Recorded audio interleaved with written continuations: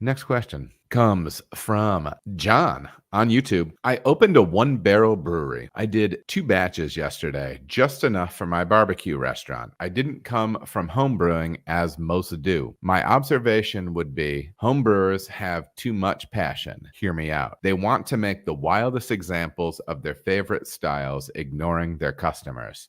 Most people, and in sales, you want most people, like simple, clean, crisp, drinkable beers. John, you're not wrong. We don't want to paint with too broad of strokes here, but I do think there's definitely something to simplicity, whether it be on the recipe formulation side, like you mentioned, recognizing the fact that probably the lightest beer that you brew is going to be the biggest seller if you're in a pub situation. I do think that you can get caught up too much in that stuff. But I do think the more research you do, the more you talk to people, building out grist tend to be more simple than complicated. I do think there is something to that. I will say that, I know some great brewers that feel the opposite of that.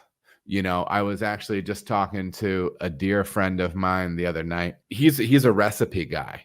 Killer brewer, has won tons of awards, and he's somebody that will go more complex, like little dashes of this, and this. I think that's great. That works for him. But, I do think you point out something that is valuable when you say, in a pub situation, most people are looking to drink clean, crisp, light beer. So yeah, hopefully as pros and homebrewers or what have you, we develop the chops to be able to make that beer well, because they're not easy beers to make. So, John, I appreciate you dropping that comment, and also good luck to you in your place. I'd love to continue to hear how things are going for you.